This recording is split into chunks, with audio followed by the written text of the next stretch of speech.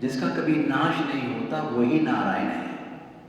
वो नारायण, वो निर्गुण भी है, निराकार भी है, सगुण भी है, साकार भी है। वो है नारायण। वही नारायण है जब इस सृष्टि में कुछ नहीं था। कुछ नहीं का मतलब कुछ नहीं था, ना कोई ब्रह्मांड थे, ना कोई लोक थे, कुछ भी नहीं था। ना ब्रह्मा थे, ना विष्णु थे, ना शंकर थे, ना कोई देवियां थी, ना आप थे, ना मैं थे, कुछ भी नहीं था।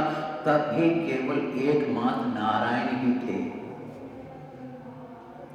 और जब कुछ भी नहीं होगा, जब फिर से प्रलय हो जाएगी, फिर से सब लोग, ब्रह्मलोक, दुर्गा लोक, शिव लोक, वो सब जल में विलीन हो जाते हैं। कुछ नहीं बचता, एक ही बचता है, कौन? नारायण।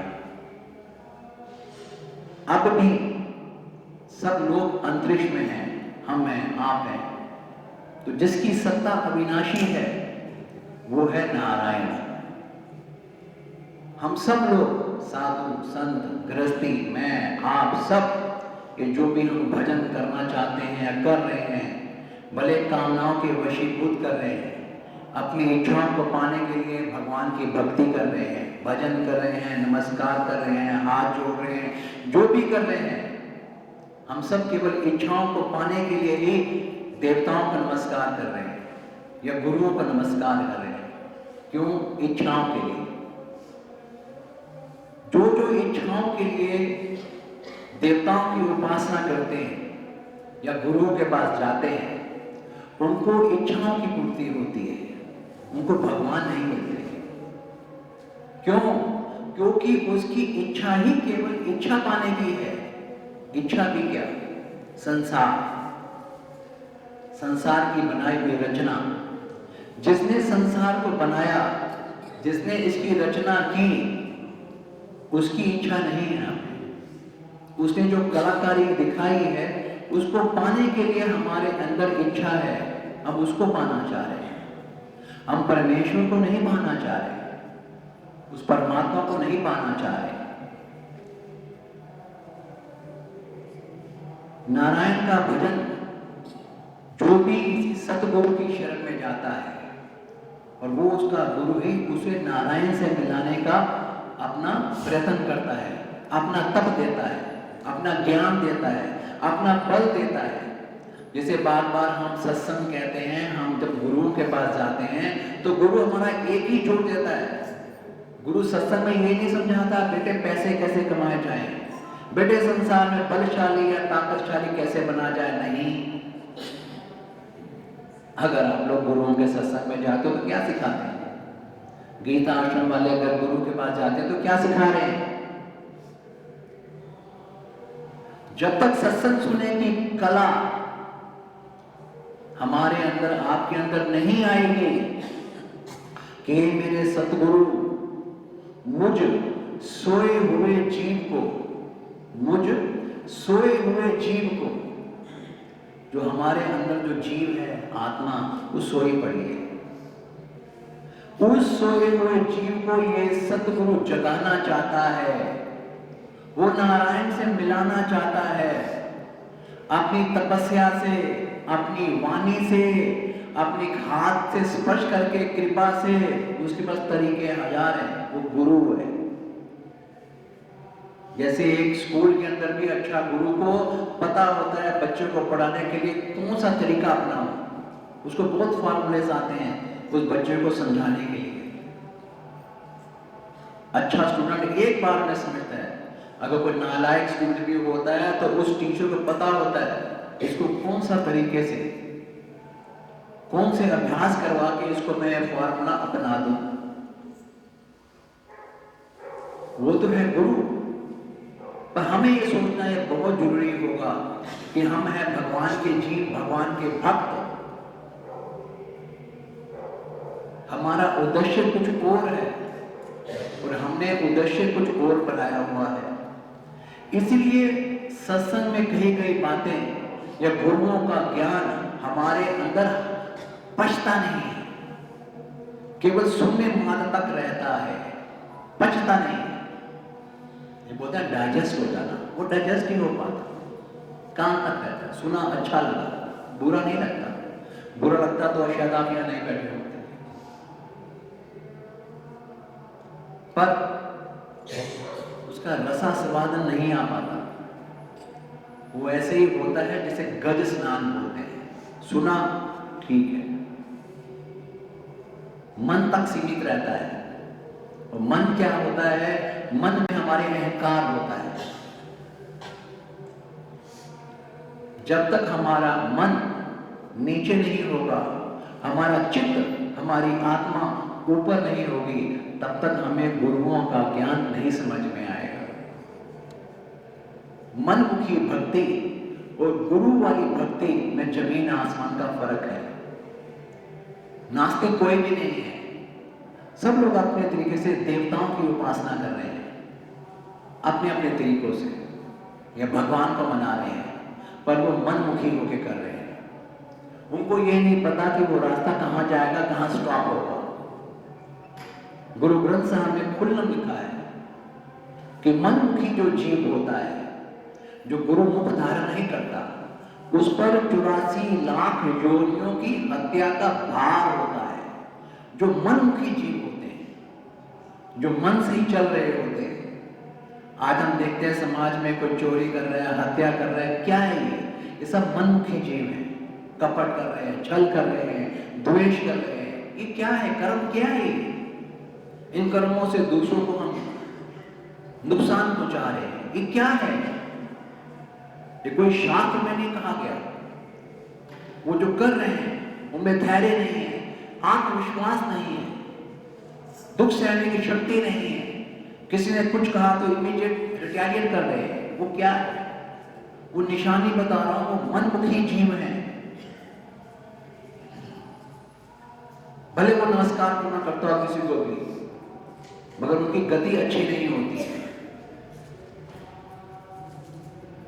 गुरुओं के पास जाना ये कोई हमारे हाथ में खेल नहीं है। गुरु के ज्ञान को सुनना ये आपके बस की बात नहीं है। गुरु के ज्ञान को कोई बिरला जीव ही होता है जो उसके ज्ञान को सुन सके और सुनने के बाद उसको समझ सके, वो समझने के बाद उसको धारण कर सके और धारण करने के बाद उस रास्ते पे चल सके। वो कोई विरला विरला विरला ही जीव होता है। अजय कुरुक्षेत्र के मैदान में जब कृष्ण ने गीता सुनाई तो वहां करोड़ों करोड़ों जीव थे, सैनिकों के रूप में, राजाओं के रूप में, मंत्रियों के रूप में, सेनापतियों के रूप में। कितने लोग थे? पांडव भी 5 थे, मगर वो गीता केवल उन्होंने अर्जुन को ही सुनाई। क्यों? औरों को क्यों नहीं?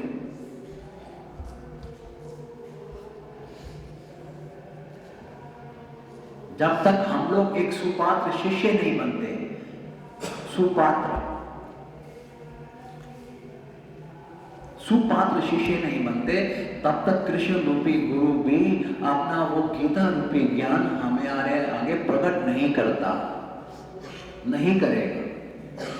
हमारी बुद्धि में वही होगा, अपने हिसाब से ही हम अपने आप को नंबर देते रहते हैं कि मैं तो भक्त हूं, मैं तो अपने हिसाब से पूजा करता हूं, खुद ही क्वेश्चन किया, खुद ही आंसर दिया, खुद ही पास हो गए। मगर निशानी कैसा पता लगे? अगर आप 100% संतुष्ट रहते हो अपने मन के अंदर, अपने दिल के अंदर, आपको भय नहीं रहता, आपको चिंता नहीं रहती, आपको दुख सुख समान लगते हैं, तब समझ लेना कि आपके अंदर उस गुरु का ज्ञान है, टिक गया है। निशानी बता रहा हूं, अगर आप आत्म संतुष्ट रहते हो, संतोष में हो गए हो, सुख और दुख समान लगना शुरू हो गया, हर परिस्थिति में आपका रिएक्शन सेम होना शुरू हो गया, तो समझ लेना कि आपके अंदर गुरु का ज्ञान कहीं टिक गया है। ये निशानी बता रहा हूं, छोटी सी। अगर हमारा आचरण ऐसा नहीं हुआ है तो ये सोचना कि अभी तक हमारे अंदर गुरु का ज्ञान नहीं मिला है। जब तक हमारे अंदर किंतु परंतु है, न ज्ञान नहीं है। हमने गुरु को माना है, अपने आप से कह सकते हैं गुरु को धारण किया है, मगर गुरु की बात को धारण नहीं किया है। जिसने गुरु की बात को धारण किया है उसकी निशानी बता, उसका मन संतुष्ट होगा, आत्म संतुष्ट होगा। वो स्मरण करे नहीं करे, पूजा करे नहीं करे, वो संतुष्ट रहेगा, आत्मतुष्ट रहेगा। ये तो साधन है, ये साधन है। इसके बलबूते के ऊपर मुझे मोक्ष नहीं मिल सकता। मोक्ष मूलम गुरु कृपा। गुरु कृपा कैसे? गुरु दुखे सब कुछ पाइया। जो गुरु की आज्ञाओं पे चल पड़े, गुरु के आदेशों पे चल पड़े, जिसका गुरु प्रसन्न हो जाए, गुरु के यहाँ रहता है परमात्मा, हट ले जाओ। परमात्मा दूर नहीं है, वो आपकी नजर में दूर है। हमने किताबों में पढ़ी है, वो गोलोक में है, साकेत लोक में है, बैंकुट धाम में है। अजीब वो इस वक्त भी यहाँ पर है। वो गुरु के हृदय में गुरु 24 घंटे विराजमान है। वो जब चाहे प्रकट करते हैं, अनंत रूप में परमात्मा के। परमात्मा इस वक्त भी है।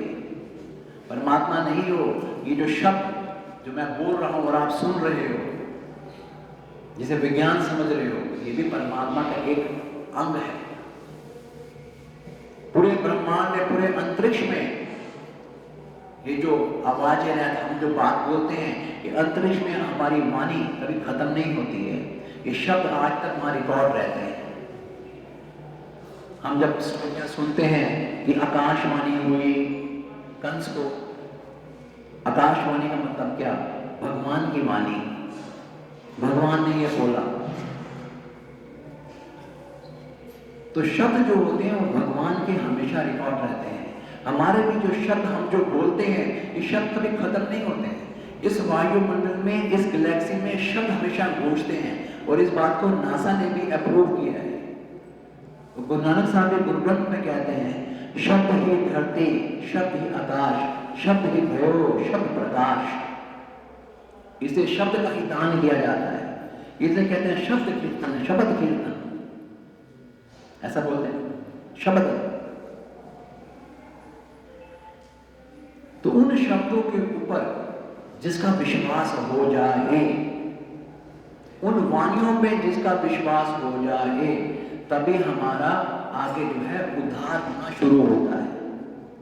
ये हमारा खुद के लिए फर्ज बनता है कि हम किस प्रकार गुरु और भगवान के रास्ते पे एक एक स्टेप आगे चलें। अब मेरे पास एक प्रश्न आए हैं। प्रश्न है कि हम अपना मन गुरु को कैसे दें, क्या नियम है? दूसरा है, हम अपने गुरु को कैसे खुश रख सकते हैं? हमें ऐसा क्या करना चाहिए कि गुरु भी हमें अपनी दृष्टि में हमेशा रखे? पहला है, हम अपना मन गुरु को कैसे दें? अब मन है क्या? अब मन कोई ऑब्जेक्ट तो है नहीं मैं जाकर गुरु को दे दूं।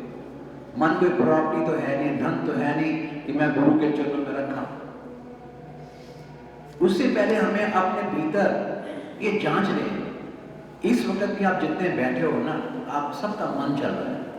कईयों का मन मेरे सत्संग में है, कईयों का मन यहाँ रह के भोजन में है, कईयों का मन यहाँ रह के इधर उधर है, किसी का मन दूसरे को देखने में है, किसी का मन किसी चिंता में है, किसी का मन घड़ी में है। सबके मन चल रहे हैं। कोई बिरला होगा जिसका मन शब्द के साथ वर्तमान के अंदर अटैच हो जाए, कोई बिरला होता है।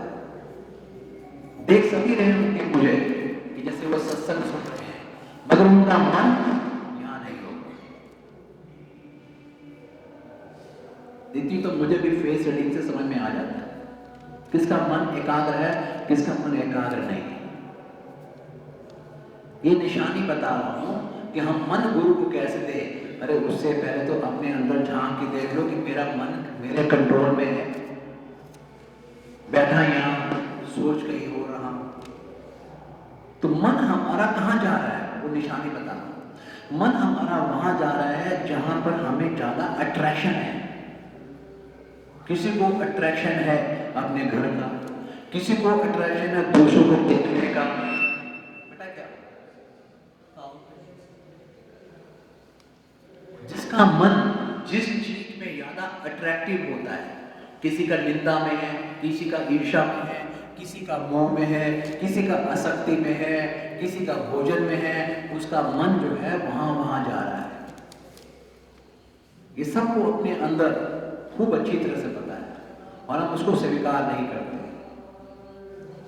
जब हम, जैसे मैं कैसे सीखता हूं, मुझे पता होता है कि मेरा गुरु इस वक्त मुझे देख रहा है, मैं इस वक्त गुरु की सेवा करने आया हूं। सेवा किस भाव से करने आया हूं? अहंकार दिखाने के लिए, या जो मैंने गुरु के चरणों से सीखा है वो एक अच्छी बात आपको बताने के लिए। वो जो मेरे मन के अंदर भाव है, वो भाव ही मेरे गुरु का दरबार नोट कर रहा होता है।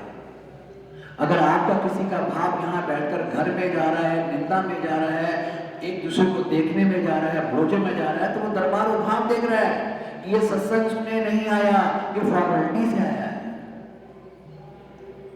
ये दिखाने के लिए आया है। तो दरबार उसको सत्संग नहीं मानता, वो ऊपर लिखाते में नहीं लिखा जाता। कर्म के पीछे आपकी भावनाएं क्या हैं, वो भावनाएं नोट हो रही है इस वक्त भी।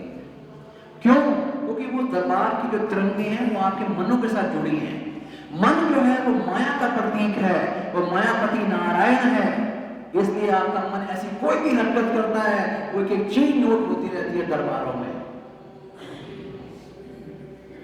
जब आप उसका मुख अपने हाथ में पकड़ते हो तभी मनमुखी कहलाते हो, तभी वो कर्म भी मनमुखी कर्म हो जाते हैं, उनके फल भी हम भोग रहे होते हैं। हमारे अंदर सुख दुख समान नहीं रहते हैं, हम चिंताग्रस्त रहते हैं, वो फल नहीं मिल पाता हमें, बड़े हम पूजा पाठ भी करते हैं। क्यों?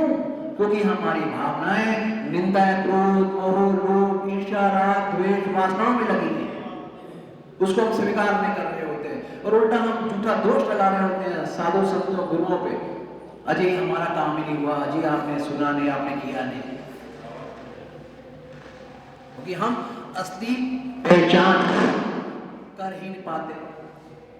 तो मन तो तभी लगेगा गुरु को जब मन के स्वरूप को आप समझोगे कि मेरे मन का स्वरूप है क्या। आपके विचार ही आपका मन है, जो आपके विचार चल रहे हैं इस वक्त मस्तिष्क में, वो आपका मन है। उन विचारों को आपको बांधना होगा। अच्छे विचार ही बुरे विचार को काटते हैं। अगर बैठे बैठे इस वक्त आप अपनी बुद्धि से मन को कह दो कि मन, मैं इस वक्त सत्संग में बैठी हूं और तो एक बात सुन, तो आपका मन आपकी सुनेगा। कब? जब आप विचार दोगे तो। अगर विचार नहीं दोगे तो वो आपका जो मन है वो आपको बहता चला जाएगा। जिसकी जो जो सोच है, जिसकी जो जो वृत्ति है, कोई तामसी वृत्ति वाला है तो उसके हर चीज तामसी नजर आएगी। तामसी मतलब उसे हर एक में दोष नजर आएगा। जिसकी वृत्ति राजसी है उसको राजसी वृत्ति की तरह सोच नजर आएगी कि यहाँ तो बहुत ठाट पाट हो रहे हैं, बड़े हॉल हैं, बड़ी लाइटें हैं, इतना पैसा कहाँ से आता है, क्या होता है, इतना भोजन बन रहा है, वो यूं सोच रहा होगा। और जिसकी वृत्ति सात्विक है वो ये सोच रहे होगा कि बड़े आनंद है उस ठाकुर मेरे गुरु के, कौन से पुण्य कर्म है कि आज मेरे को जो है सत्संग में बैठने का मौका मिला है, भगवान के भजन सुनेंगे और गाएंगे। वो सात्विक वृत्ति है। तीनों ही वृत्तियां वाले तभी कहते हैं कि हम कर्म करने को स्वतंत्र हैं।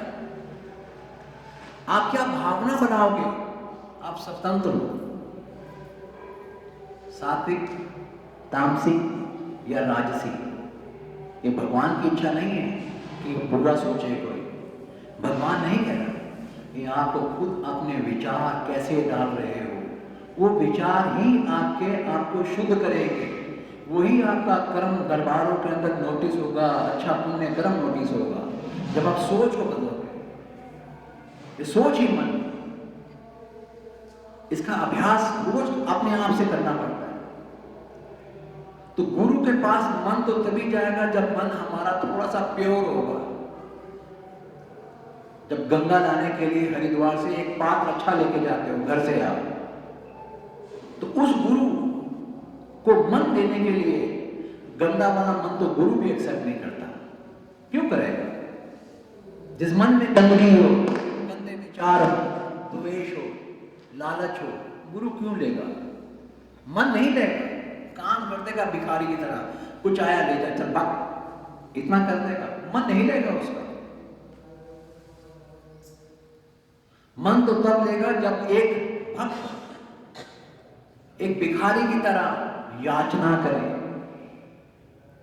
गिड़गिड़ाए, करम होकर रोए कि मैं तेरी शरण में आया हूं, ये मेरा मन, ये मेरी बुद्धि मुझे बहुत तंग करती है, मैं जन्म जन्म से भटक रहा हूं, इस जन्म में भटक रहा हूं, मैं भले पूजा करूं, हाथ जोड़ूं, पर मेरे मन में शांति नहीं है, मैं अशांत हूं, मेरा चित्त अशांत है, कृपा कर, दया कर।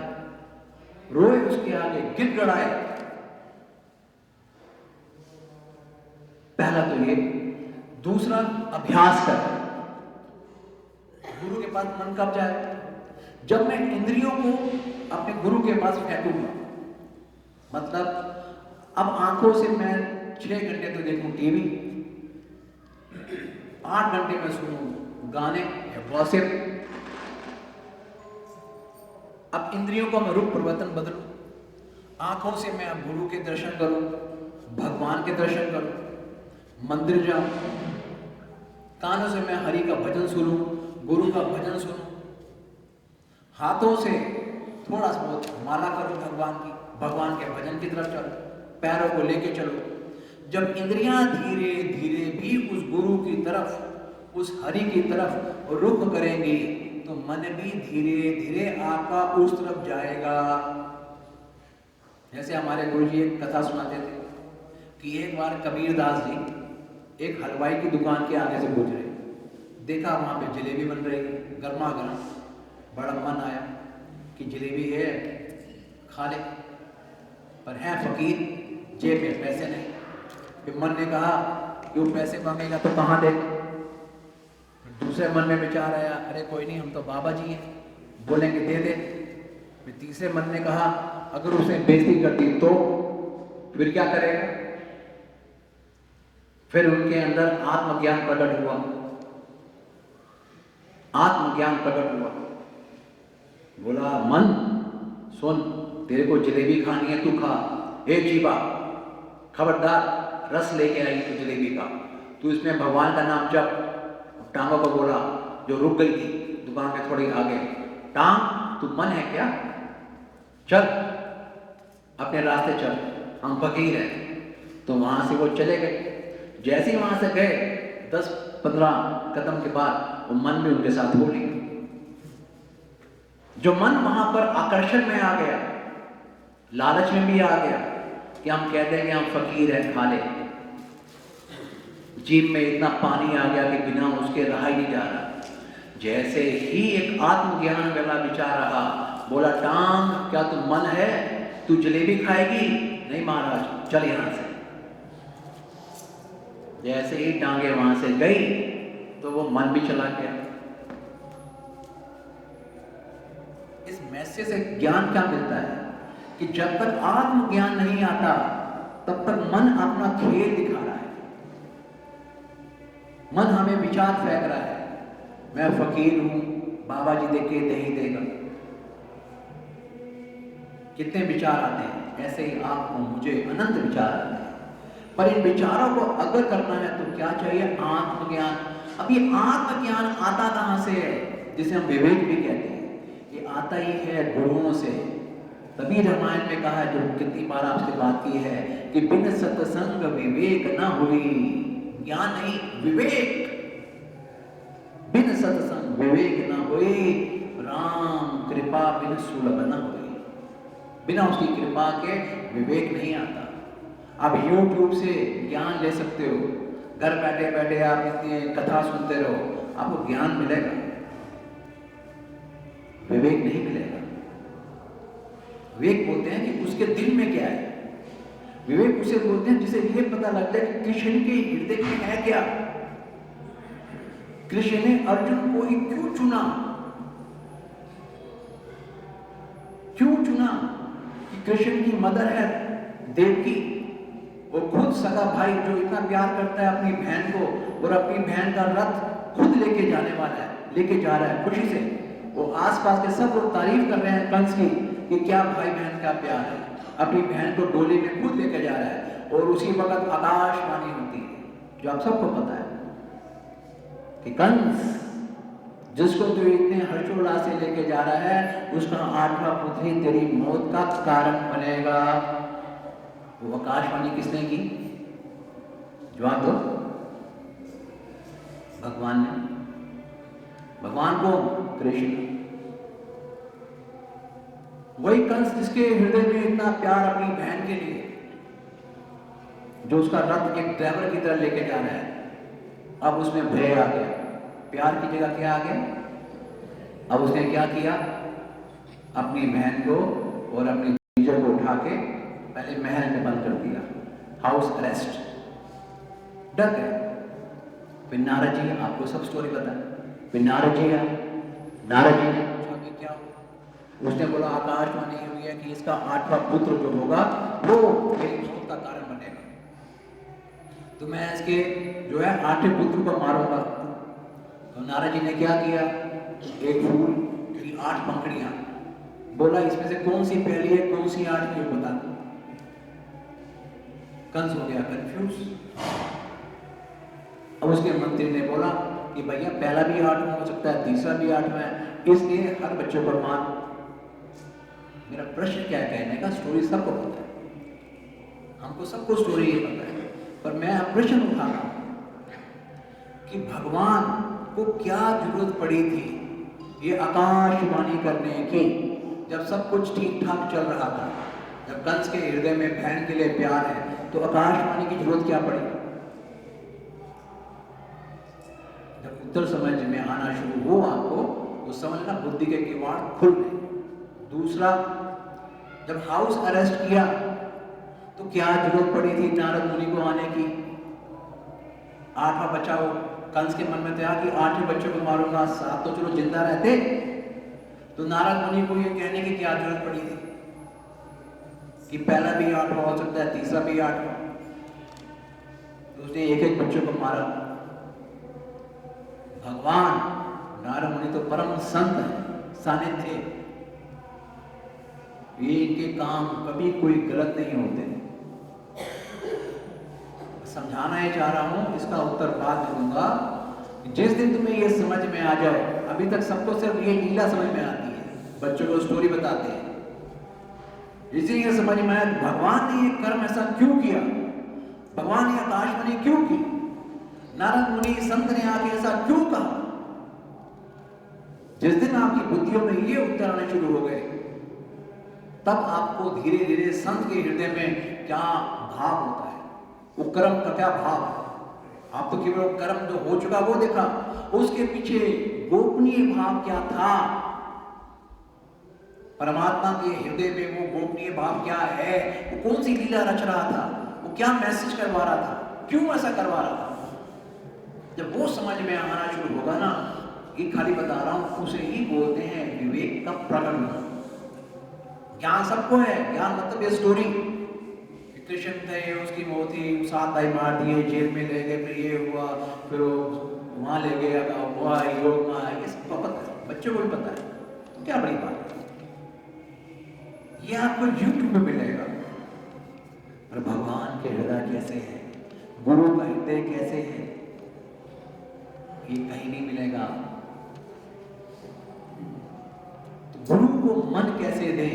सबसे पहले अपनी इंद्रियों को अपने वश में करो, अपनी इंद्रियों को उस भगवान की तरफ रिझाना शुरू करो। जितना जितना इंद्रियां दोगे, अपनी जीवा दोगे, कान दोगे, आंख दोगे, हाथ दोगे, आपका मन भी उस तरफ चलना शुरू होगा, धीरे धीरे धीरे धीरे। दूसरा प्रश्न है कि हम अपने गुरु को कैसे खुश रख सकते हैं, हमें ऐसा क्या करना चाहिए कि गुरु की हमें अपनी दृष्टि में रखें।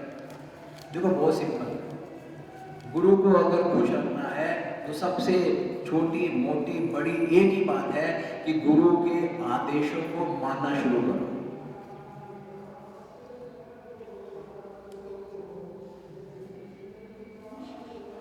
गुरु के आदेशों को, पहली बात तो अपने दिल में सोच लो, क्या मैंने गुरु को गुरु माना है? गुरु का मतलब एक टीचर है, टीचर हु टीच अस। पहला, क्या हमें गुरु को गुरु माना है या गुरु को एक देवता माना है काम करने वाला, या गुरु को हमने भगवान नारायण ही माना है? हमने गुरु को माना क्या, ये सोचो। काम करने वाला, ज्ञान देने वाला, धर्म सिखाने वाला, भगवान से मिलाने वाला, भगवान देने वाला, हमने माना क्या? अपनी अंतरात्मा में झांक के देखिए। बातें करना सबसे आसान है कि मेरे गुरु नारायण है, वो परमात्मा है। अरे भाई साहब, अगर आपको ये दिव्य ज्ञान हो गया है, फिर तो आप तो शायद संसार छोड़ के मेरा के लेके कहीं आराम से भजन करोगे, क्योंकि आप मोह माया से ऊपर हो। आपको ना भूख अच्छी, ना कपड़ा अच्छा, ना औरत अच्छी, ना मर्द अच्छा, ना धन अच्छा, ना आकर्षण अच्छा। बातें करने में क्या है?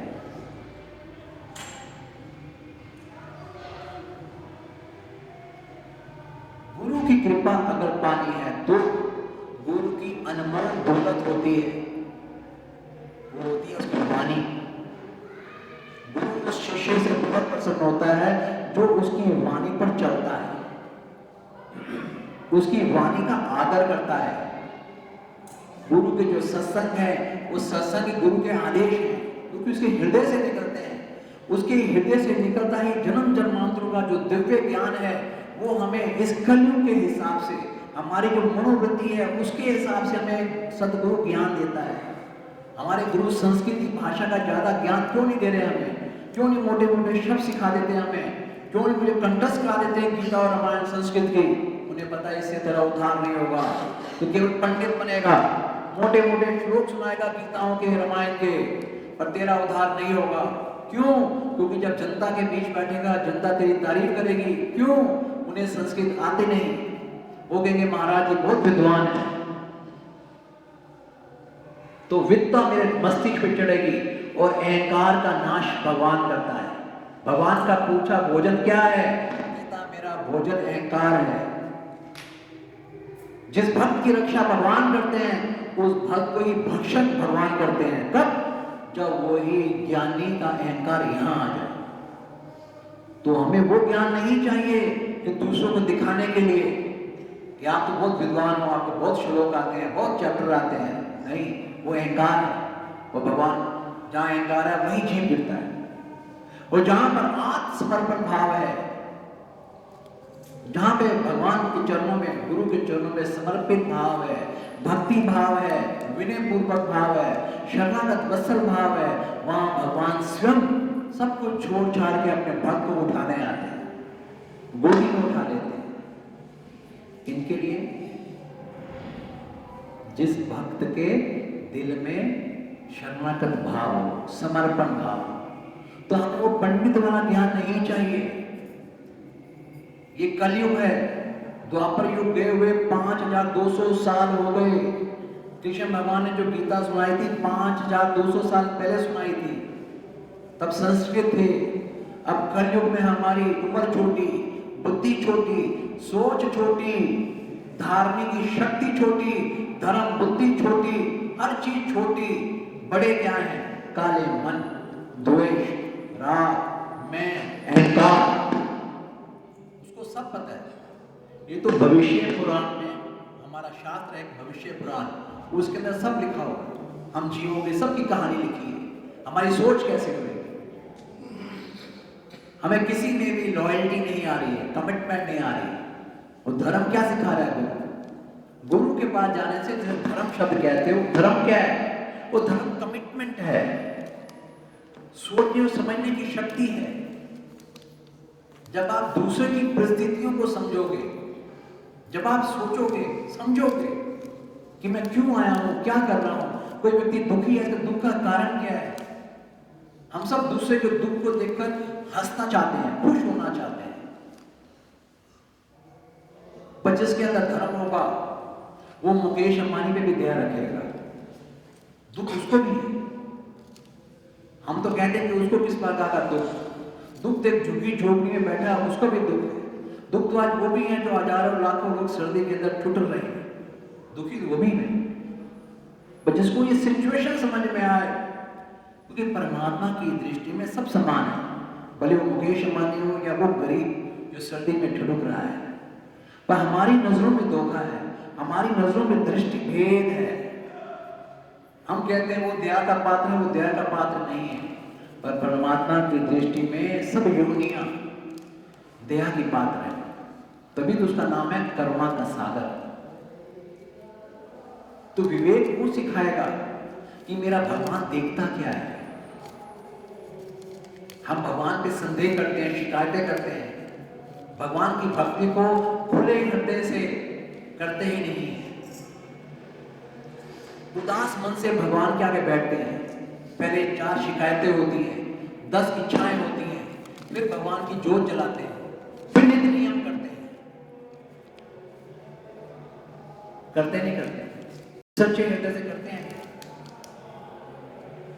उसके गीत गाते हैं सच्चे प्रेम से, प्रेम गीत गाते हैं भगवान के आगे प्रसन्न होकर कि मैं तेरा हूं, तू मेरा है। और उस भाव में मेरे तो गिरधर गोपाल दूसरे ना कोई, और दूसरा कोई दिखता ही नहीं है, केवल मीरा को जैसे गिरधर गोपाल दिख रहे हैं। मेरे गुरु, मेरे नारायण आनंद में, क्योंकि भगवान का स्वरूप ही आनंद में है। भगवान का स्वरूप भी शांति प्रिय है, उनका नाम ही शांतिपति है। जब उसके स्वरूप का हमारा मन वहां बैठ जाए, एक बार भी अगर मन आपके तो स्वरूप में बैठ जाए। हम जो श्लोक गाते हैं, शांताकारं भुजगशयनं, कि भगवान का जो आकार है क्या है?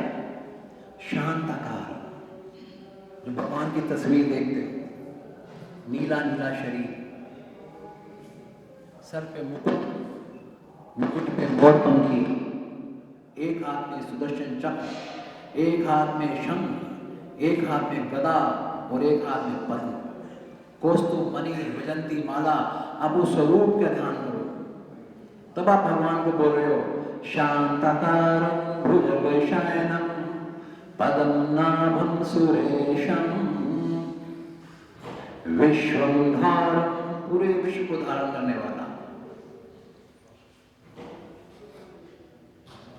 जब उसके स्वरूप का ध्यान करोगे तब आपको शांति मिलेगी। जब आपको ये याद आएगी कि मैं उस लक्ष्मी नारायण का अंश हूँ, जिसे बार बार गीता, रामायण, साधु संत याद दिला रहे हैं, तो अंश है ममेवांशु, कि भगवान कह रहा है, कृष्ण कह रहा है अर्जुन को कि ममेवांशु जीवलोके जीवभूते सनातनः। कौन कह रहा है? वो शांताकारं कह रहा है। किसको? मुझको, आपको, कि तू मेरा अंश है, मेरे से निकला है।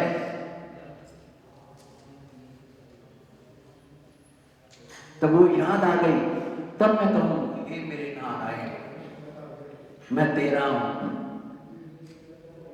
तब जो भजन करना चाहोगे, आप जो स्मरण करते हो, जैसे आप कहते हो ओम नमः शिवाय, तो शिव के स्वरूप को ध्यान करके आप अपने मन को उसके चरणों में डाल रहे हो, नमन कर रहे हो। नमन का मतलब समर्पण कर रहे हो।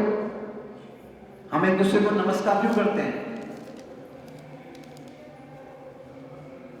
जब तक उसके स्वरूप का ध्यान नहीं आता, स्वरूप का ध्यान कब आएगा? मन टिकेगा। मन कब टिकेगा? जब गुरु का ज्ञान आएगा। गुरु का ज्ञान कब आएगा? जब गुरु के पास जाओगे, गुरु की बातें सुनोगे। जैसे हम गुरु के दास हैं, आपको क्या करें? गुरु की बातें सुनिए और सुना रहे हैं। और नहीं कोई सुनेगा तो कहां समझेगा? सुनेगा नहीं तो समझेगा क्या? समझेगा नहीं तो धारण क्या करेगा? धारण नहीं करेगा तो कर्म उसके वैसे रहेंगे जो करता है। गुरु प्रसन्न तब होता है जब हमारा अंदर का आचरण बदलता है। मैं जितना मर्जी गुरु के पास जाऊं, मैं जितना मर्जी गुरु के घर बैठ के पूजा कर लूं, गुरु चालीसे गा लूं, अगर मेरा आचरण नहीं बदला है, गुरु इज नॉट सेटिस्फाइड। भले रुकेगा भी 1 जन्म और ले, 2 और ले, 10 और ले, जब तक वो पाठ पे नहीं चलूंगा, भले वो जन्म पे जन्म देता रहेगा, गुरु निकालेगा नहीं स्कूल से, एक गारंटी है, पर हमें ही देरी लगती रहेगी, एक गारंटी है। तीव्र इच्छा होनी बहुत जरूरी है। जब तक आपके मनों के अंदर जिज्ञासा नहीं आएगी ज्ञान की, तो समझ लेना अभी भक्ति का पंख, क्योंकि भक्ति के दो पंख हैं, एक है ज्ञान, दूसरा है वैराग्य। ज्ञान वाला पंख है, इसकी निशानी है जब आप में जिज्ञासाएं आती हैं, ऐसा क्यों ऐसा क्यों, जैसे अर्जुन जी को जिज्ञासाएं आई थी। अर्जुन जी क्वेश्चन पे क्वेश्चन पूछते रहे, कृष्ण भगवान समझाते रहे। चैप्टर के बाद आता है अर्जुन वाचा, अर्जुन ने फिर पूछा, फिर क्वेश्चन किया, फिर कृष्ण ने समझाया। हर चैप्टर के बाद आता है ना अर्जुन वाचा, मतलब जिज्ञासा। भगवान समझाते रहे, कर्म योग ऐसे तुम ऐसे से कर, निष्काम कर्म कर। जी महाराज, अच्छा छह बात है। फिर अर्जुन वाचा, अब क्या हुआ, ये क्वेश्चन, सांख्य योग, ज्ञान योग। तो जिज्ञासाओं का होना, जब तक जिज्ञासा नहीं होगी हमारे अंदर, तब तक समझना सत्संग वाले फील्ड में हम अभी तक बैठे ही नहीं भाई साहब। हमारा मन जो होगा, हमारे जो कर्म होंगे, वो हमें या तो सुला देंगे, या तो अंदर से सुला देंगे, या इधर उधर देखेंगे, या वो उठ के घर को चला जाएगा। ये निशानी भी बता रहा हूं, जिसमें जिज्ञासा नहीं आएगी। जिसको सत्संग का शौक होगा, वो उसे बोलते हैं इंक्विजिटिवनेस बोलते हैं, अति तीव्र इच्छा। ये सबको अंदर खुद ही पता होता है। Everyone knows everything. मुझे कुछ बताने की जरूरत नहीं है। मैं तो वो बता रहा हूं, जो गुरु का एक शिष्य होने के नाते, जो जीवन के अलग अलग स्टेजेस पे मैंने ये पाया, ये समझा कि जब तक इच्छा नहीं होगी भाई, जब तक प्यास नहीं होती कोई पानी भी नहीं पिलाता। आप खुद भी नहीं खड़े होते पानी पीने के लिए जब तक प्यास नहीं होगी। सही है, ये सही है। आप अपने आप पे भी कृपा नहीं करते। जब तक अंदर से प्यास नहीं होती तो आप उठते नहीं हो पानी पीने, होता नहीं होता। तो गुरु भी क्यों देगा ज्ञान, अपना मुंह वाला ज्ञान, तत्व ज्ञान, कि कौन है, क्यों किया इसने, क्यों राम ने रावण को मारा, क्या कहानी थी, उस कहानी को मैं कलयुग में क्यों गाऊं, उसे मैं क्या सीखूंगा, मेरा उद्धार कैसे होगा, मैं हनुमान कैसे बनूंगा, मैं मीरा की तरह भक्त कैसे बनूंगा। मीरा के गाने गाने से क्या भगवान से खुश होगा? हनुमान चालीसा गाने से क्या राम जी खुश होंगे? मुझे नहीं लगता। हनुमान के अंदर वो क्या गुण था, वो क्या गुण था जिससे उसके राम रीचे। राम रसायन तुमरे पासा, तुलसीदास जी कह रहे हैं हनुमान को, क्या कह रहे हैं कि राम रसायन तुमरे पासा, सदा रहो रघुपति के। अब ये मैं सीखता हूं कि हनुमान जी महाराज, तुलसीदास जी कह रहे हैं कि प्रभु जी, हनुमान जी महाराज जी, बाबा आपके हृदय में तो राम रसायन है, इतना राम राम राम राम स्वरूप हो आप तो, और आप क्या हो, आप सदा रघुपति के दास हो। तो क्या हम दास हैं? क्या रस, इतना रस पीता हूं कि मैं पूरा का पूरा रस में हो गया हूं राम का। उनकी तारीफ करने से, उनकी चमचागिरी करने से हनुमान जी नहीं पिघलने वाले मेरे। हनुमान जी तब पिघलेंगे कि अच्छा तुम मुझसे कुछ सीखा तो सही, उनसे मांगो। हनुमान जी देखो, जिस प्रकार से आपने जो भक्ति की, सेवा की, राम जी प्रसन्न हो गए। मुझ पर भी आशीर्वाद दो कि वो क्वालिटी मेरे अपने गुरु के चरणों में आ जाए।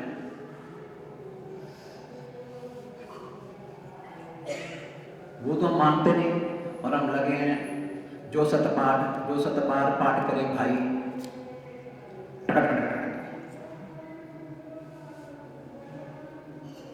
आज भी वैसे के वैसे गज सना।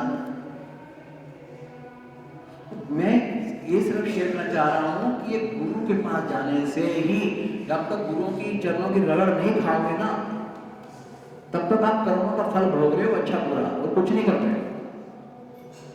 एक घूरेगा नहीं की बात, जिससे कि आप शांत रहो, संतुष्ट रहो, ये समझ जाओ। आज हमें दुखी, सब दुखी हैं, उसका एक ही कारण है, वो है इच्छाएं। हम हम सब के अंदर नॉन स्टॉप इच्छाएं हैं। ये इच्छाएं हमें क्या करती हैं? संसार के बंधन में बांध रही हैं, इसलिए हम दुखी। और हम जो गाइड करता है, देवी देवताओं की पूजा करो, तेरे पे ये ग्रह नहीं क्या है, ये शिव जी की पूजा कर, ये हनुमान की कर, ये इसकी कर, ये उसकी कर, उसकी कर। क्यों? क्योंकि तेरी इच्छा पूरी होगी। तो ये नहीं कहता भगवान की पूजा कर।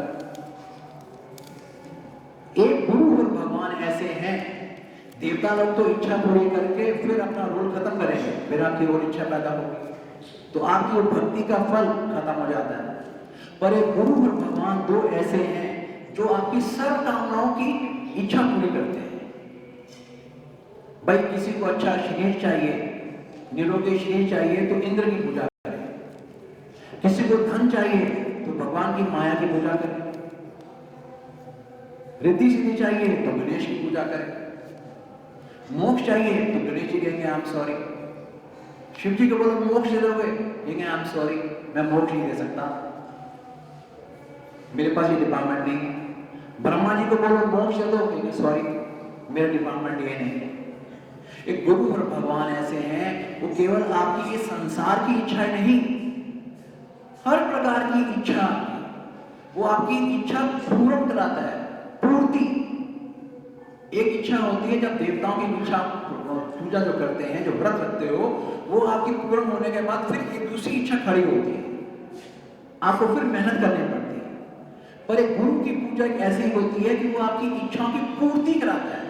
पूर्ति का मतलब उसके बाद वो इच्छा पूरी, आपको इच्छा की तलब नहीं होती है, आप संतुष्ट हो जाते हो, वो आपकी इच्छाओं को कन्वर्स करता है।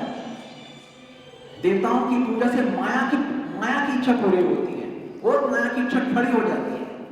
पर एक गुरु और भगवान की पूजा करने से क्या होता है? माया की इच्छा पूर्ति होने से आपकी धर्म पूर्व की इच्छाएं खड़ी होती है, आपको भक्ति की इच्छा होगी, आपको उसके भजन की इच्छा होगी, आपको परहित की इच्छा होगी, आपको भगवान के दर्शनों की इच्छा शुरू हो जाएगी। माया तो अपने आप पूरी करता रहेगा गुरु, पर अभी तक हम केवल माया की इच्छा को पाने के लिए जो हम स्वांग कर रहे हैं वो कर रहे हैं और संतुष्ट नहीं है, क्योंकि हमारी इच्छाओं में क्या है? माया। तो गुरु वो गुरु है, उसको अपना अमृत मालूम है कि मुझे इस जीव को किस प्रकार से प्योर करना है। उसे पता है जब तक इसको लॉलीपॉप नहीं दूंगा इसका रोना बंद नहीं होगा।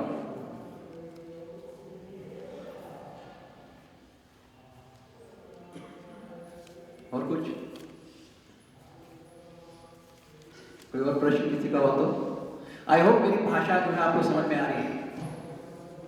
हाँ जी, कोई कठिन तो नहीं है, इजी है ना?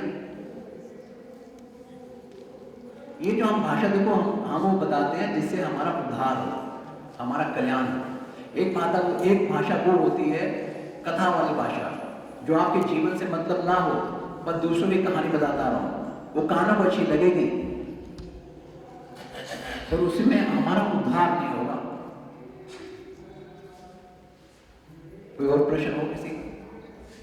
मैं बोला जिज्ञासा होनी चाहिए, अगर जिज्ञासा नहीं है तो आप ब्रह्म ज्ञानी हो। बता दो, फिर आप यहाँ बैठो मैं वहां बैठूंगा, मैं कुछ नहीं।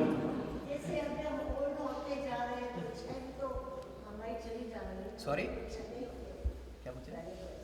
दोबारा पूछिए, क्या कह रहे हैं? ये कह रहे हैं भाई अभी इच्छाएं कम होती जा रही है, जैसे जैसे एज बढ़ रही है ना तो उस हिसाब से इच्छाएं भी कम होती हैं। देखो ये तो हमारे व्यक्ति को खुद पता होगा, वो जो इच्छा की बात कर रहे हैं और जिस इच्छा की मैं बात कर रहा हूँ सत्संग में, वो दो फर्क है। शरीर के बूढ़े होने से आपकी इच्छा में उसी कम होगी। भगवान के ऊपर ही इच्छाएं होती है, भगवान को पाए, बहुत अच्छी बात है, ऐसे इच्छाएं होती है, ये बहुत अच्छी बात है। ऐसी इच्छा ही हमें भगवान की तरफ लेके जाए। जब मन में हमारे भगवान की इच्छा हो, आज भगवान का भजन करूंगा, भगवान का ये करूंगा, ये बहुत ही अच्छी बात है। यही हमारे गुरु का बेसिकली हमें परिवर्तन कराने का होता है। जो दिन रात हम लोग संसार की इच्छाओं के लिए रो रहे हैं, सुबह उठते हैं टेंशन, रात को सोते हैं टेंशन, कब होगा क्या होगा। अब सुबह उठते हैं मेरे भगवान आपको ये लोग भोग लगाओ, मेरे प्रभु प्रेम हो रहा है, ये इच्छा बहुत अच्छी है। ऐसी इच्छाएं हमें धर्म और भगवान के साथ जोड़ती है। लेकिन ऐसे क्यों होता है? जो भगवान को ज्यादा पूजते हैं उन्हें कोई दुख तो होता है। माइक लो अब। हमारी बेटी है, वो गुरु जी की है शिष्य आपके, जैसे गुरु सुदर्शनाचार्य जी, उनको सपने में आते हैं, लेकिन वो बहुत अच्छे घर में गए हैं, सब कुछ है, लेकिन उसको शरीर का बहुत ही दुख है। तो वो बोलते मेरे को क्यों, मैं इतना भगवान को पूछती हूँ, इतना पूछती हूँ, मेरे को दुख क्यों है? तो मैं कहती हूँ ये भी तुम्हारे कारण है। बहुत ही उसका रचना इशू है, लेकिन सारा भरोसा भगवान पे रखा है और उनको अभी भी गुरु जी दर्शन देते हैं। तो ये अच्छी बात है ना। बहुत बहुत पूजा करते हैं, बहुत पूजा करते हैं। लंदन में रहकर पढ़ा भी वहाँ पर है, सब कुछ वहाँ पर किया। बचपन से सुबह को 5 बजे से उठकर पूजा ही करते हैं। तो देखो, ऐसा क्यों है? उसमें क्या दुख मिलता मैं है? बताता हूँ, जो मैंने प्रैक्टिकल गुरु के चरणों में सीखा है ना, जिसका गुरु अपने शिष्य को एक बार पकड़ ले, गुरु के हृदय में एक ही लक्ष्य होता है किसी चीज को पकड़ने का। वो होता है कि इसको मैं धो के साफ करके जो दूसरा स्वरूप है नारायण, परमात्मा, कृष्ण, जो भी मानते हो, भगवान के साथ मिलाओ।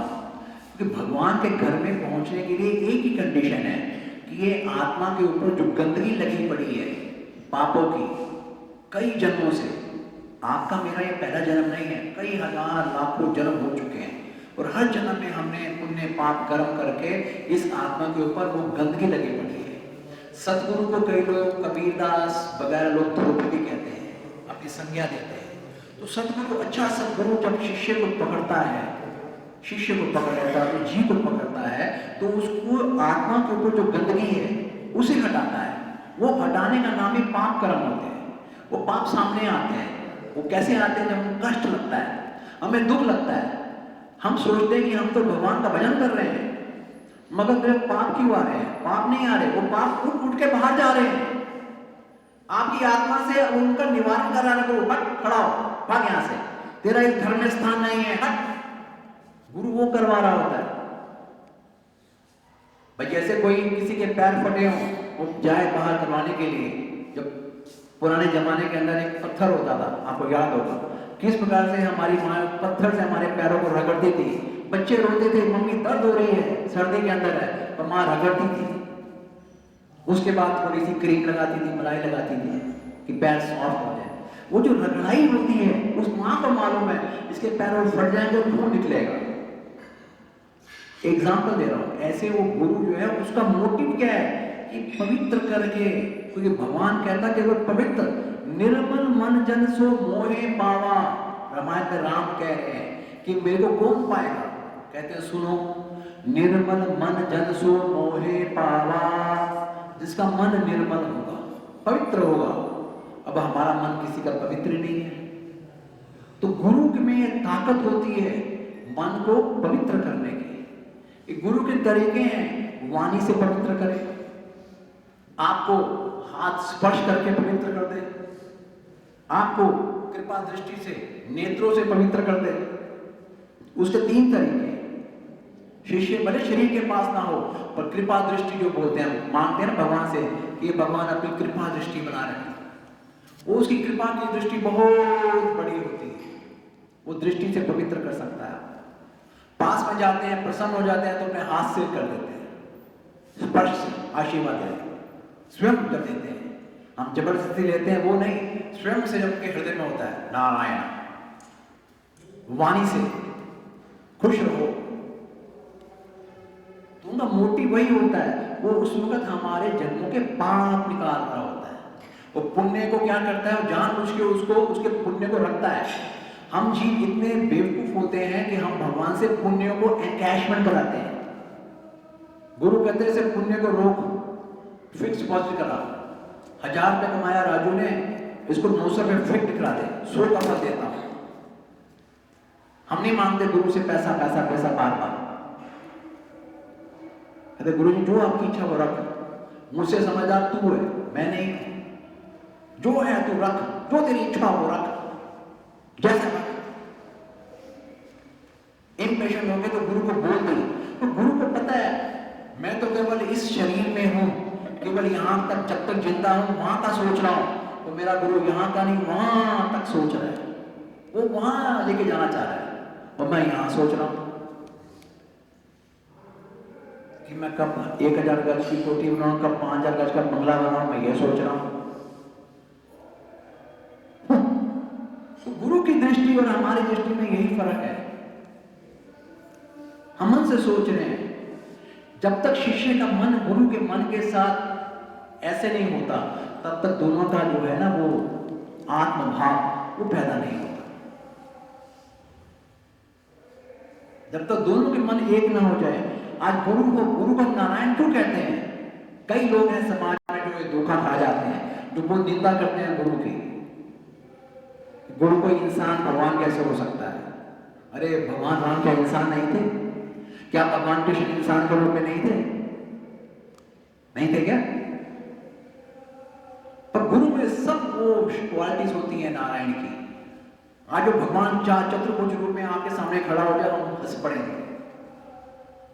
सब गुण वही होते हैं उसके अंदर, तभी हमें आकर्षण होता है। गुरु के पास जाऊं, गुरु के पास बैठूं, जिसको भगवान के साथ दर्शन वो इच्छा होती है, वो गुरु के साथ रहता है। पर जब मन आपका गुरु के साथ लग जाएगा, तो मन में शंका नहीं होती कि मुझे इतना दुख क्यों आ रहा है, मैं तो गुरु का इतना भक्त हूं, पूजा करता हूं, ये नहीं आता। क्योंकि आपका मन उसका हो गया। तब आप क्या करते हो? अच्छा शिष्य, अच्छा भक्त भगवान के मन को देख रहा होता है कि मेरे गुरु को क्या चाहिए, मेरे गुरु को, अच्छा मेरे गुरु ये सोच रहा है उसके लिए, अच्छा मैं ऐसे करके आऊं। तो गुरु के मन को समझ रहा होता है, और गुरु अपने चेले के मन को समझ रहा होता है। अभी क्या होता है, हम अपने मन के हिसाब से अपने गुरु के पास जाते हैं, गुरु जी मेरे मन को समझो, अब मेरे मन की मान लो। इसलिए वो जो कहता है, जो कहना चाहता है, मन की वाला सुन ही नहीं पाता, समझ ही नहीं पाता, क्योंकि उसके मन का इतना शोर है, इतना व्याकुल है। वो अपने तरीके से अपना ज्ञान दे रहा होता है, पता नहीं क्यों जी मेरे साथ ऐसा क्यों हो रहा है, मुझे ऐसा क्यों हो रहा है। अरे एक तरफ से तो हम कह रहे हैं मेरे गुरु भगवान अंतर्यामी है, मेरे परम हितैषी हैं, मेरे कल्याणकारी हैं, तो फिर बेवकूफ, जब तेरा गुरु परम हितैषी है तो तेरा अहित कैसे होने देगा? जरा तेरा गुरु भगवान की रक्षा करने वाला, तो तेरे कोई हानि कैसे पहुंचाएगा? तो हम दो बात कर क्यों रहे हैं? या तो पूरे राक्षस हो जाओ कि भगवान आए, या पूरे भक्त हो जाओ हनुमान की तरह। हमारी मुसीबत ये है, ना राक्षस है ना हनुमान है, बीच के हैं, इसलिए हम अशांत हैं। और गुरु कुछ नहीं है, गुरु अपने ज्ञान के द्वारा ये ही हमें समझाता है। हम हैं सब भगवान के अंश, पवित्र हैं, पर हमारे ऊपर मन इतना हो गया है कि हम अपने आप को मन बैठ गए, और मन हो गया वातावरण से, इसलिए हम दुखी हैं। तो जो भक्त गुरु भगवान के करीब जाते हैं, ये याद कर लेना, उनको पाप उठाएगा भगवान। पाप का मतलब क्या? दुख आएगा। कैसे आएगा दुख? शरीर का दुख आएगा, शरीर के रोग आएंगे। दूसरा, मानसिक दुख आ सकता है, आपको लोग दुख पहुंचाएंगे, उसको तरीके बहुत हैं इंजेक्शन लगवाने के। तीसरा, समाज में निंदा शुरू हो जाएगी उस भक्त की, समाज के लोग उसकी अवहेलना करेंगे, ये घमंडी है, ये क्रोधी है, ये फलां है, ढमकान है, उसकी निंदा होगी समाज में। उसके परिवारों में उसका लोग लाइक करना बंद कर देंगे, डिस्कार्ड करेंगे, उसकी इंसल्ट करेंगे भक्त की। ये भगवान करा था जानबूझ के। क्यों? भगवान को पता है अदरवाइज इसका मोह जो होगा संसार में, शरीर में, अपने धन में, वैभव में, प्रतिष्ठा में लगा रहेगा, और फिर अटकेगा। क्योंकि मोह सकल व्याधिन कर मूला, सब व्याधियों जितने भी दुख हैं उन सब का मूल जड़ एक ही है, मोह। और फिर मोह कर रहा है, वो उस चीज को डिटैच करवाना चाहता है।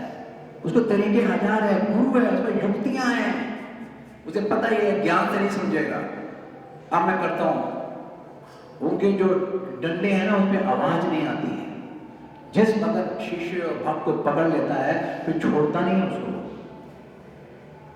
एक जन्म लगे या 10 या 100, जब तक नहीं सुधरेगा नहीं छोड़ेगा। करते रहो, 2 जन्म लो, 10 लो, जिस दिन उसने कहा जी महाराज गुरु आज्ञा करी ऐसी, जैसे अर्जुन ने बोल दिया ना करिष्ये, क्या वो अब अपने वचन कीजिए प्रभु, अब मैं स्वीकार करता हूं, अब जो आप कहोगे। कौन से चैप्टर में कहा अर्जुन ने? 18 अध्याय लास्ट है, तो बता रहा हूं गीता के लास्ट चैप्टर में हमारे अर्जुन जी महाराज जी ने बोला ये शब्द संस्कृत के कि अब आप ठाकुर जी जो कहोगे मैं वही करूंगा, अब जो आप कहोगे वही करूंगा। कब बोला? गीता के लास्ट में चैप्टर में। तब भगवान ने उसके 18 के बाद कोई 19वां अध्याय हुआ ही नहीं।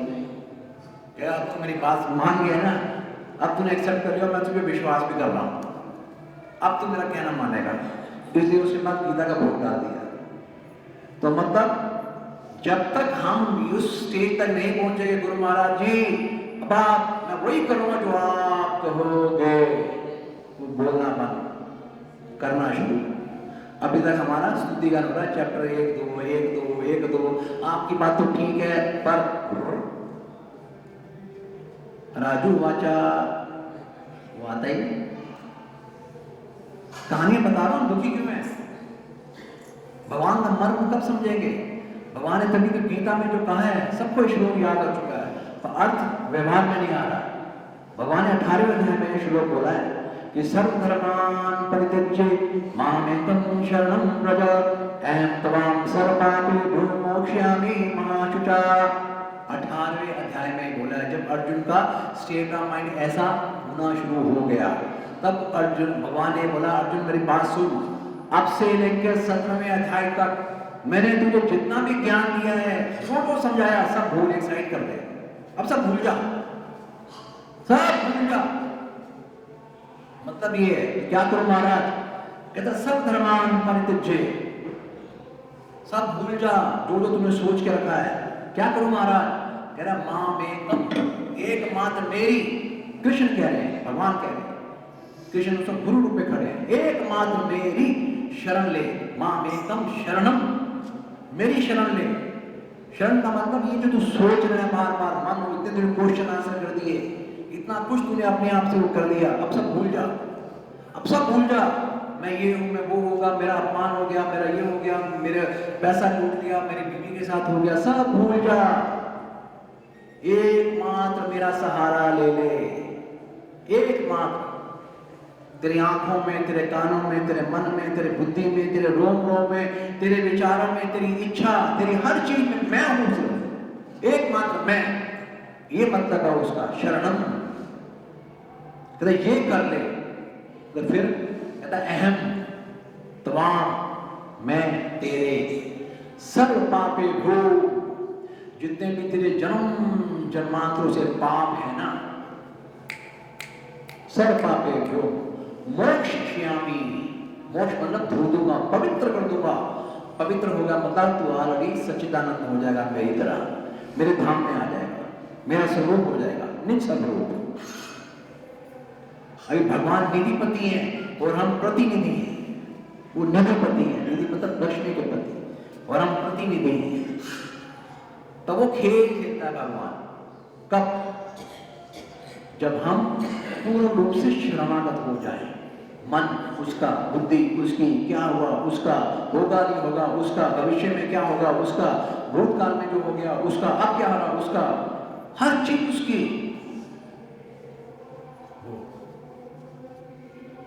ठीक है, कर्म तो है ही, कर्म नहीं होते तो हम फल क्यों भोगते हैं? इस पृथ्वी लोक में एक और नशा ने बता दो, हमारे गुरुजी बता देते हैं, बेटे अगर तुम लोग इस धरती पे सुख की अपेक्षा कर रहे हो तो अपने आप को भ्रम में रख रहे हो। अगर दुख सोचते हो धरती पे तुम्हें दुख बहुत ज्यादा है तो भी तुम गलत हो। अगर दुख भोगने हैं, देखने हैं, तो चलो तुम्हें नरक लेके चलता हूं, फिर बोलोगे मैं तो बहुत सुखी। आज हम सब सोच रहे हैं थोड़ा पैसा कम है दुखी, थोड़ा ये कम है दुखी। हाय दुख देखने चलो नरक में लेके चलता हूं, जहां 27 प्रकार के नरक है। सुख सुख होते हैं स्वर्ग लोक में, ये है मृत्यु लोक। यहां जीव आता यही है मनुष्य बन के कि ये दुखों से दूर, दुखों को साफ करे ताकि पवित्र होके आगे जाए, प्रमोशन मिले इसको, सत्कर्म करे। अगर ये सोच के बैठे हो आप और मैं कि मुझे दुख नहीं आए, भगवान जी गुरु जी दुख नहीं आए, तो आप गलती कर रहे हैं। गुरु ऐसी कृपा करता है कि जिसे आप दुख समझते हो, आपको उसके दुख में ज्ञान होगा जब गुरु का, वो दुख भी आपको सुख दिखेगा, सुख दिखेगा, ताकि आपके अंदर विवेक दृष्टि होगी, wisdom, intellect, you will be able to see beyond the scene. अभी we want to create a scene, we want tell Guruji, create a scene like this the way I want it. But he is a Guru, he knows, he is asking rubbish. Again is going to cry. He is Guru, he is Lord. Sorry? आवाज नहीं आ रही। बहुत ही सफर करना तो बहुत ही hard हो जाता है। जब हमारा मन देखो सफर करता है मन के पर, ये मन जब गुरु का हो गया फिर मन तो दुखी हो जाते हैं जब सफर करते हैं। जितना हम भजन करेंगे अपने मन के साथ गुरु को, भगवान को, तो ये दुख सुख उसके हो जाएंगे। अब देखो मीरा के आगे उसका देवर विष का प्याला लाया, उससे सहेली ने कहा भी है मीरा इसमें विष का प्याला है, राणा विष लाया है। उसने कोई झगड़ा नहीं किया, हम होते झगड़ पड़ते हैं। वो कहते उसके मन में यही भाव था कि सब कुछ मेरे गोविंद की इच्छा से हो रहा है। अच्छा गोविंद, अगर तेरी यही इच्छा है तो मैं विष पी लेती। तो भजन गाता ना, भजन आ क्या, राणा जी ने प्याला दिया, मानो अमृत पिया, मीरा रानी वो विष पूरा पी गई, वो अमृत हो गया उसके लिए। कब? उसको पता भी है फिजिकली दिस बॉडी सामने अलार्म में, उसकी सहेली कह रही है लो, और वो उसका जो भाव है भक्ति का कृष्ण के साथ कि मेरे साथ कुछ भी ऐसा नहीं हो सकता जो मेरे कृष्ण की इच्छा से ना हो। अगर ये भी आ रहा है तो कृष्ण की इच्छा है, वो ये नहीं कहते राणा जी दे रहे हैं तो पी गए। जब ऐसा भाव हो कि जो भी हो रहा है कि मेरे भगवान की इच्छा से हो रहा है तो सुख दुख लगेगा ही नहीं। आप वो तो बोलते हैं जो होता है भगवान की इच्छा से होता है, लेकिन कभी कभी मन में ऐसा आता है। इसका मतलब अभी कमी है ना, हमारे बोलने में और व्यवहार में फर्क होता है। व्यवहारिक वाला कभी नहीं बोलता, अभी हम बोल रहे हैं पर अंदर व्यवहार में भाई हमारे कहते थे गुरुजी बिन जाने नहीं होए प्रतीति, कि जब तक जानोगे नहीं उस ज्ञान को, विवेक को, भगवान को, तुम्हें विश्वास नहीं होगा, और जब तक विश्वास नहीं होगा तब तक प्रेम नहीं होगा। ये एक कॉन्सिक्वेंस सिस्टम है ऐसा। वो जानने के लिए ही गुरुओं के चरणों में सत्संग जरूरी होता है, तब समझ में आता है कि इसका मतलब मेरे समर्पण भाव में कमी है, इसका मतलब मेरे पापों में अभी काफी है, इसलिए मुझे तकलीफ हो रही है। वो पाप ही नहीं देखता, वो भक्ति सोचता है Guruji thank you thank you thank you. Thank you very much, thank you, God bless. Time अभी बहुत चला जाएगा, वरना मेरे को बहुत स्टोरियां याद आ रही है गुरुजी।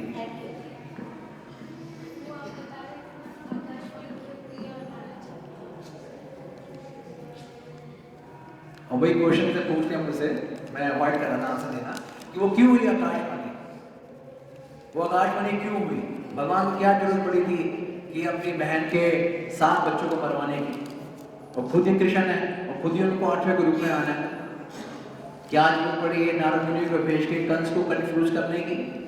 वही क्वेश्चन पूछ रहे हैं क्यों। उसका उत्तर ये है, देखो भगवान आप जो दृश्य देखते हो ना, नीचे हम पिक्चर देख रहे होते हैं, जैसे आप कोई पिक्चर देख रहे हो घर पे, वो पिक्चर के लिए पिक्चर बनाता है कौन? एक डायरेक्टर, उसके साथ होता है प्रोड्यूसर, पर स्टोरी राइटर कोई और होता है।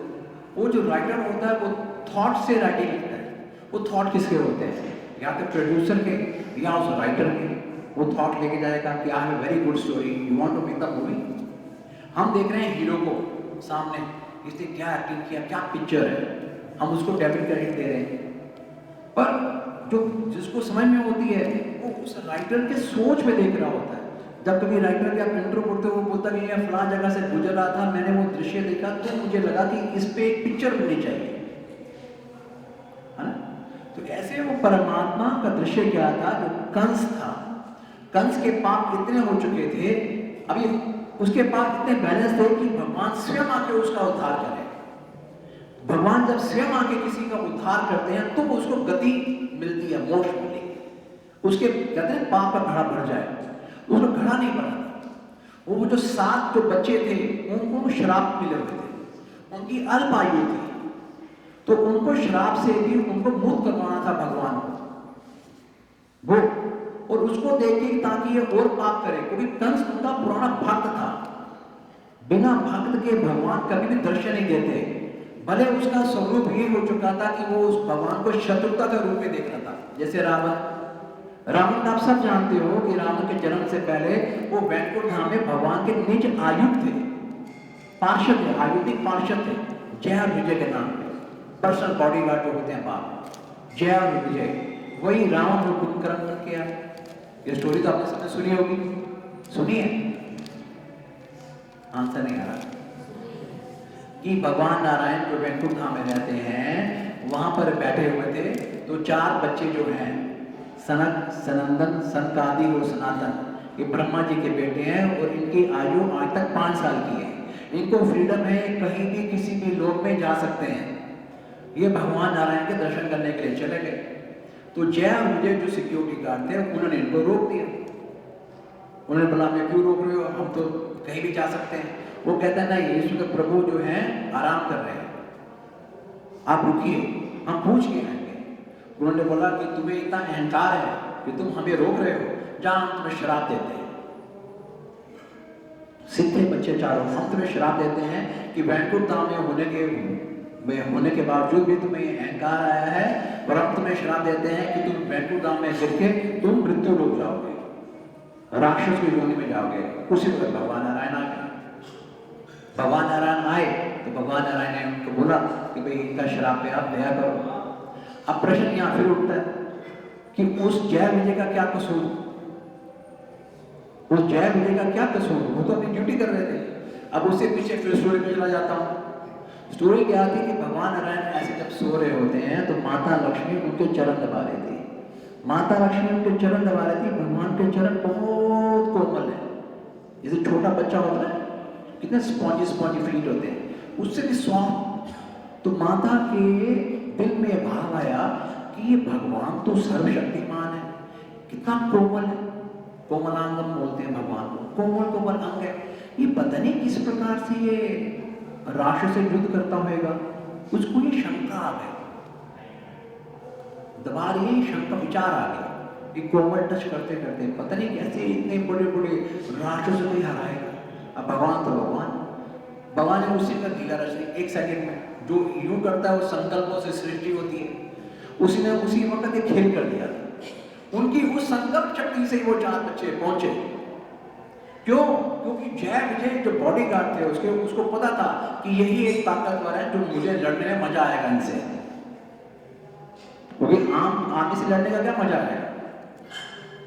तो वो सब लीला रची भगवान ने माता लक्ष्मी को वो करवाने के लिए। जो श्राप की कहानी है, वो रावण बना, कुंभकर्ण बना, अब राक्षस। फिर भगवान ने उनसे बोला कि इनकी श्राप की आप श्राप वापस नहीं लेते, कोई बात नहीं, पर श्राप की अवधि को लिमिट कर दो। तो क्या करें? कहते हैं इनको 3 जन्मों तक बांध दो। इनको 3 जन्म बोला, तुम 3 जन्मों में राक्षस बनोगे। पहला बने रावण और कुंभकर्ण, एक में बने हिरण्याक्ष और हिरण्यकश्यप, और एक में बने क्या? शिशुपाल और जरासंध। कंस नहीं था, कंस का कुछ और था, कुछ और भी था जिसको कृष्ण ही मारते हैं उसको, वो है। कहने का तात्पर्य मेरा क्या है कि भगवान के हर एक्शन के पीछे वो होता है। तो भगवान जो है अपने राक्षस उसके परम भक्त होते हैं, जैसे जय विजय परम भक्त था, इसलिए राम को भी उसको मारना था। कंस उसका भक्त था, तो कृष्ण को उसका उद्धार करना था। हिरण्याक्ष हिरण्यकश्यप उसके भक्त थे, जिसके नरसिंह बन के आए हिरण्यकश्यप को मारने के लिए। हिरण्याक्ष 12 रूप धारण किया, उसका वध किया। तो भगवान अपने भक्त को अपनी सेवा में यूज करता है। भक्त था उसका जय विजय, ताकि उसे कितने फायदे होंगे। फायदे क्या कि आज भी हम कलयुग के अंदर भी राम की जो है रामायण कहते हैं। अगर रावण आता ही नहीं तो शायद राम भी नहीं आते। राक्षस फिर द्वापर युग में राक्षस नहीं आते तो शायद कृष्ण भी नहीं आते। क्यों? क्योंकि भगवान की एक कंडीशन है जो गीता में खुल्लम लिखी है कि यदा यदा हि धर्मस्य, कि जब जब धर्म की हानि होती है, अधर्म बढ़ता है। अधर्म कौन बढ़ाते हैं? राक्षस, नुकसान पहुंचाने वाले। वो जब जब बहुत बढ़ते हैं कहते तब तब मैं अवतार लेता हूं। क्यों? क्योंकि दुष्ट वृत्ति वाले, दूसरों को नुकसान पहुंचाने वाले, जिसे हम राक्षस कहते हैं, वो क्या करते हैं? जो अच्छे लोग हैं, साधु संत श्रेष्ठ लोग हैं, उनको धर्म नहीं करने देते, उनको भगवान का नाम, भगवान का यज्ञ, भगवान का गुणानुवाद नहीं करने देते। वो दुष्ट लोग उनकी हत्या करते हैं। तो भगवान कहता है तब मुझे अपने भक्तों के लिए इस धरती पे अवतार लेना पड़ता है। तब अवतार लेते हैं। किसके लिए? अपने भक्तों के लिए, भक्तों को सुख पहुंचाने के लिए ही भगवान करते हैं।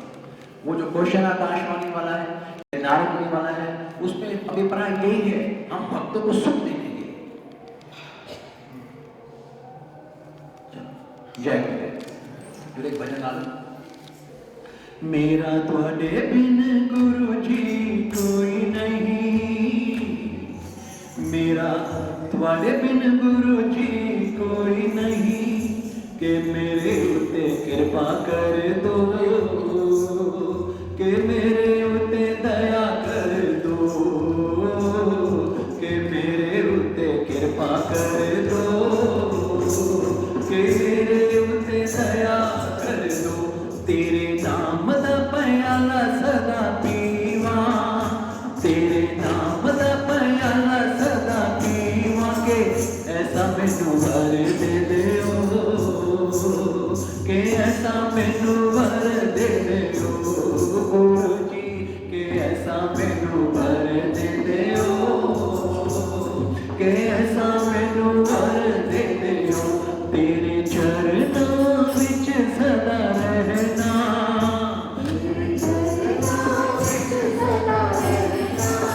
ओ तेरे चरणों विच सदा रहना, तेरे चरणों विच सदा रहना, के चरणों विच सदा रहना, के चरणों विच सदा रहना।